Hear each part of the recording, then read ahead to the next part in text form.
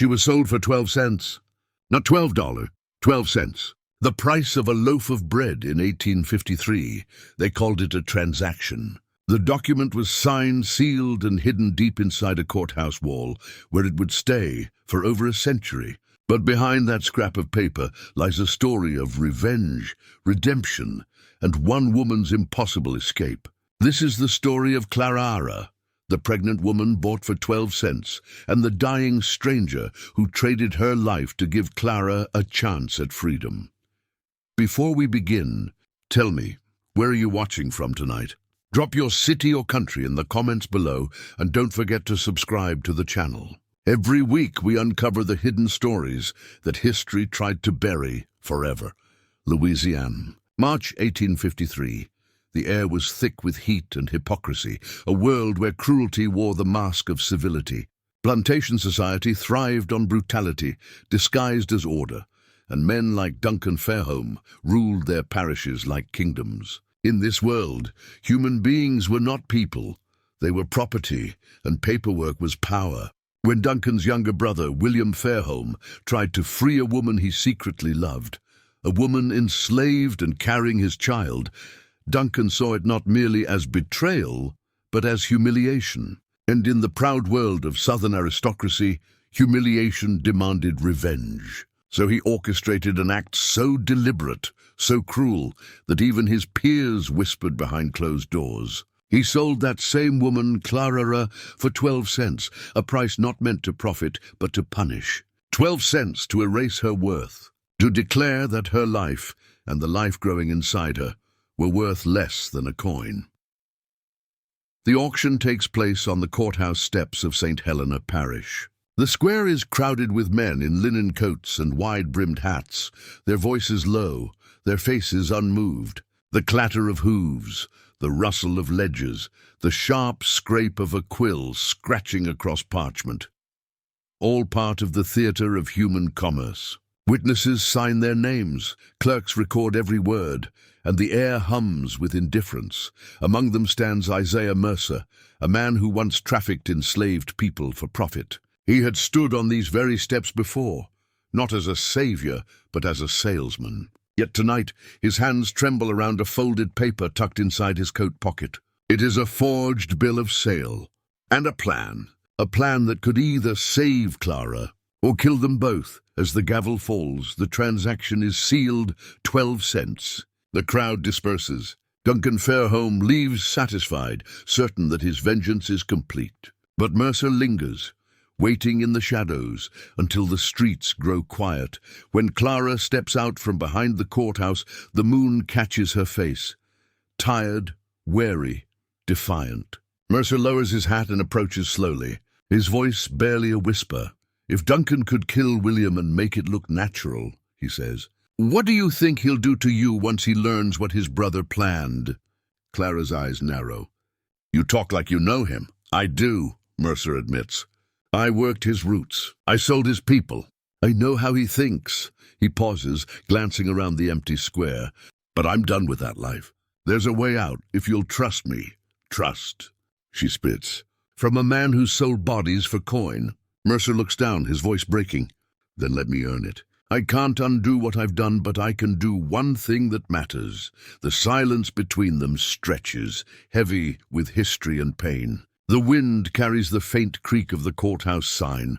Swinging in the dark, Clara studies him, the same man who once would have called her property, and for the first time she sees something different in his eyes. Not pity, not pride, just remorse. Perhaps redemption, she thinks, isn't one dramatic gesture. Maybe it's the slow work of becoming someone different than you've been. Mercer reveals his plan in a whisper, leaning close so the night can swallow his words. Clara will be sent south under false papers, hidden in plain sight, listed as cargo belonging to a trader heading toward the coast. Once she crosses the parish line, she'll be free to disappear. In her place, a dying woman named Ruth Chambers will take her identity. Ruth is already dying of consumption, her body wasting away by the day. Her sacrifice will buy Clara time, long enough to make it out of Louisiana before Duncan realizes what's been done. Clara listens, her arms wrapped tightly across her stomach, the faint swell of her unborn child pressing against her ribs. "If he suspects you deliberately failed him," she warns, "you're a dead man." Mercer nods, his expression steady. "Then so be it. I made a fortune destroying lives. If I die helping one, maybe the scales shift a little." Clara steps back, her breath sharp with disbelief. "You think one act can erase all that?" He shakes his head. "No, but I think it's a start." The lantern between them flickers, the light cutting across his face, half in shadow, half in flame. Clara studies him, searching for the lie. But there isn't one, just the weary truth of a man who's carried guilt for too long. The silence lingers until she finally speaks. "You'd risk your life for me, for someone you helped enslave." "I'd risk it," Mercer says, "because I should have done it years ago." The wind sighs through the trees, and somewhere in the distance a church bell tolls once, low and hollow. Clara looks toward the sound, then back at him. Something in her begins to shift. The anger doesn't fade, but it makes room for something else, something fragile, dangerous, almost like faith. Perhaps redemption, she thinks, was not a single dramatic gesture. Maybe it was the slow work of becoming someone different than you've been. By morning, they set out along the river road. The sun rises behind them, painting the cane fields gold. Hours later, they reach the Chambers settlement, a quiet pocket of resistance tucked behind the cypress trees. It's a place where free black families and poor white laborers live side by side, bound not by law, but by need. And it is there, in a small weathered cabin, that Clara meets the woman who will die for her. Ruth Chambers lay dying in a one-room cabin at the edge of the settlement. The walls were bare, the air heavy with the smell of smoke and sickness. A small fire crackled weakly in the hearth, casting a trembling glow over her thin frame. Her breathing came shallow, each inhale a battle, each exhale a whisper. Yet when Clara stepped inside, Ruth smiled, a tired, knowing smile that carried more strength than her body had left to give. "You are the one," Ruth said softly, her voice rasping through the silence. Clara froze in the doorway, unsure whether to step closer or turn away. "I didn't ask for this," she said quietly. "I didn't ask anyone to die for me." Ruth's eyes fluttered open. "Nobody asks. But sometimes life chooses one of us to walk forward when the rest can't." Clara moved closer, kneeling beside the bed. "Nobody is worth a life," she whispered, her voice breaking. Ruth gave a faint laugh, thin, breathless, but still somehow warm. "Then you've never been a mother?" Clara looked at her, startled. Ruth nodded weakly toward a folded blanket on the table. Inside it, the small dress of a little girl. "I agreed because my children need what Mr. Mercer paid," Ruth continued. 2 silver coins.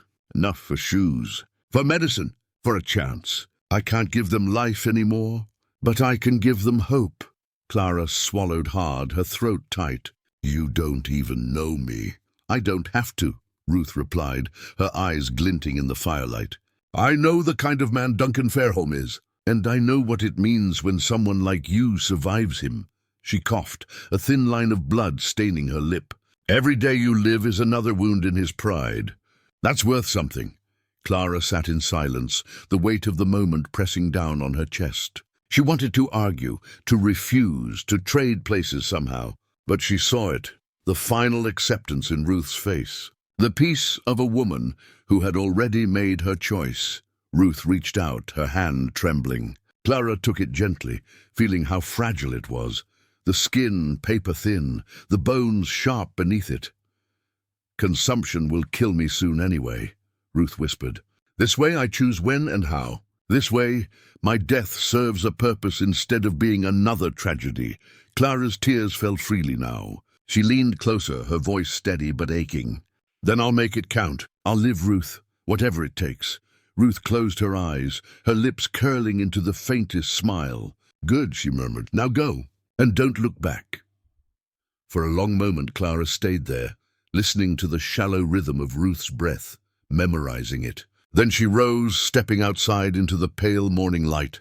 The sun was climbing over the trees, the first golden rays spilling across the fields. Behind her, the cabin fell silent, and somewhere deep inside her, Clara felt the weight of Ruth's final gift. A life traded, a promise made, and a freedom that would now have to be earned. The next afternoon, the sky hung low and grey over the backroads of St. Helena Parish. The air was thick with humidity, the kind that clung to the skin and made every breath feel heavy. Isaiah Mercer gripped the reins tightly as the wagon creaked northward. Behind him, wrapped in Clara's faded shawl, Ruth Chambers sat motionless beneath a wide bonnet. Her frail frame swayed slightly with every bump in the dirt road. She hadn't spoken since dawn. Didn't need to.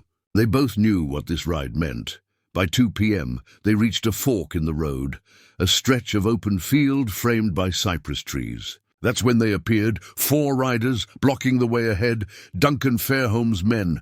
Mercer's stomach tightened. He pulled the wagon to a slow stop. The horses snorted nervously, sensing what was coming. The leader, a thick-shouldered man named Porter, rode forward, his expression cold and efficient. "Mr. Mercer," he said, "we were told you're transporting property belonging to Mr. Fairholme." Mercer nodded, keeping his tone even. "That's right. Got the papers right here." He reached into his coat and handed over the forged bill of sale. The parchment was damp with sweat, the ink just beginning to blur. Porter scanned it, then looked up sharply. "Step down," he ordered. Mercer's hand twitched toward the whip beside him, but he stopped himself. Slowly, he climbed down from the wagon. Porter's gaze shifted to the back.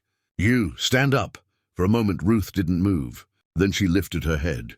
Her hands trembled slightly as she tried to rise. The motion loosened the bonnet's ribbon, and with one slow tilt of her head, it slipped off. The disguise was gone. Her face, pale and fevered, was not Clara's. Her hair was streaked with grey. Her eyes, though dim with pain, burned with something unbreakable. Porter's expression twisted. "You, who the hell?" But before he could finish, Ruth coughed violently, a deep rattling sound that echoed through the still air. Blood streaked her lips. Mercer took a half-step forward instinctively, but she raised a trembling hand to stop him.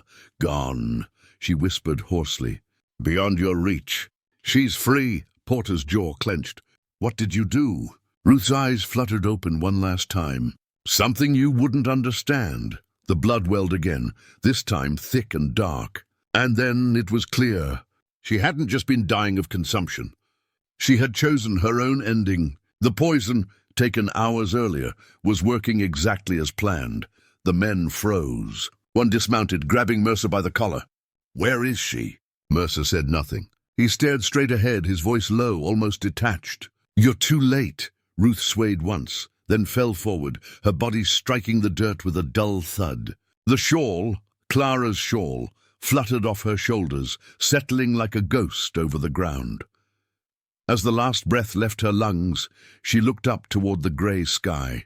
Her lips moved one final time, barely audible. "Maybe your whole system will collapse," she whispered. "Maybe one day. People will struggle to believe it was real." Silence. Even the horses stilled. Porter cursed under his breath and turned his horse sharply. "Let's go," he snapped. "Tell Fairholme the girl's dead. We'll find the other one soon enough." But Mercer knew they wouldn't. Clara was already miles away. When the riders disappeared down the road, Mercer knelt beside Ruth's body. The dirt beneath her was stained with blood and laudanum. He brushed the hair from her face, eyes glistening with something beyond grief, something like awe. He dug her grave at the edge of the clearing, beneath a cypress whose roots tangled deep in the Louisiana soil. There were no prayers, no markers, just the sound of the shovel cutting into wet earth. When it was done, he stood over the mound and whispered. He did not pray. He spoke Ruth's name 3 times, once for her courage, once for her sacrifice, and once for the child who would live because of her. Then he turned, climbed onto the wagon and disappeared down the long, empty road, the echo of the wheels fading into the silence Ruth Chambers left behind. Officially, the report said it all in 6 words. Property deemed defective. No compensation granted. No one questioned it. No one cared to. The law, as it always had, worked perfectly, precisely as it was designed to. There was no mention of Ruth Chambers. No mention of the deception or the poison or the quiet courage of a dying woman who turned her last breath into an act of rebellion. On paper, she never existed, but Duncan Fairholme's revenge had failed. For months after Ruth's death, whispers spread through the parishes. Some claimed they saw a woman who looked like Clara heading south near Baton Rouge. Others swore she was taken by riverboat to New Orleans and vanished among the free Creole families there. Duncan sent his men searching for weeks, but they found nothing. Eventually, even he stopped asking. The humiliation burned too deep to speak aloud. Years passed. Duncan's plantation fell into ruin after the war. The fields lay empty, the house stripped by scavengers and time. And yet, the story refused to die. In 1879, decades later, a man named James Ridley, a former slave catcher, came forward to a local minister in Mississippi. He was an old man then, sick and afraid of dying, with his conscience unclean. He told the minister everything, about the ambush on the road, the dying woman in the shawl, and her final words that haunted him for 50 years. She looked at me, he said, and smiled, like she knew something I didn't. I reckon she did. The minister, stunned, wrote down every word in his ledger and sealed it in the church archives. And there it remained, forgotten, until 1930, when the minister's daughter found the confession while sorting through her late father's papers. She read it aloud to her children. Then she published it in a small Louisiana newspaper. The story spread quietly through historical circles, a strange local mystery that scholars dismissed as folklore until history itself proved otherwise. In 1998, during renovations at the old St. Helena Parish Courthouse, workers removing a section of plaster discovered a thin crack in the wall. Inside was a brittle envelope sealed with wax. The document inside was a receipt dated March 1853. The name Clara appeared clearly, her price listed at 12 cents. But beneath the ledger's formal language, someone had added a handwritten note. The ink had faded, but the signature at the bottom was unmistakable. William Fairholme. It read, "The greatest evil is not done by wicked men, but by good men who lack the courage to act." I lacked that courage when it mattered. I pray you will not. That one line changed everything. Historians began to piece together fragments, the confession, the receipt, the local oral stories that had survived through families along the Mississippi border. And though there was never proof of what became of Clara, the clues told their own quiet truth. One census record from Illinois, 1870, listed a woman named Clara Freeman, age 38, born in Louisiana. Living with her was a daughter, Ruth Freeman, age 16. Maybe it was coincidence. Maybe not. No photographs exist. No grave has ever been found. But somewhere between legend and fact, the story of Clara and Ruth endured, carried in whispers in family stories, in the faint ink of a receipt meant to erase. A life, but instead immortalized. It may be the plan worked after all. The 12-cent transaction stands as more than a line in an old ledger. It's a monument to both moral failure and human courage. A single scrap of paper, signed and sealed in a courthouse wall, outlived the men who wrote it and the world that made it possible. And within those faded words lies the truth of every person it touched. Everyone made a choice. Duncan Fairholme chose revenge, a cruelty born not from power, but from pride. William Fairholme chose love, but too late for it to matter. Isaiah Mercer chose redemption, trading his comfort for conscience. Ruth Chambers chose sacrifice, giving her last breath so that another woman might take hers freely. And Clara, she chose survival, the most radical act of all, and history. History chose silence, but silence has a way of breaking itself. Because truth, no matter how deeply it's buried, always finds a way back to light. Whether in a forgotten confession, a cracked wall, or a name scribbled in faded ink, it returns, whispering from the edges of time. The real tragedy of this story isn't only what happened to Clara, it's how many like her were erased, reduced to property, to ink and signatures, to defective in the eyes of the law. Because the cruelest weapon ever created wasn't the whip or the chain. It was the system itself, a system that turned compassion into weakness and called injustice order. That's the legacy of those 12 cents. But it's also a reminder that even in the darkest corners of history, people resisted. They found ways to fight back, to outthink the cruelty built to destroy them. Clara's story, whether legend or truth, stands for all of them. Maybe she did make it to freedom. Maybe she reached Mexico or Haiti or a small town in Illinois where she could finally breathe without fear. Or maybe her name changed, her face forgotten, her bloodline continuing quietly through generations who never knew the price their ancestor paid to live. So now, the question becomes yours. Do you believe Clara survived?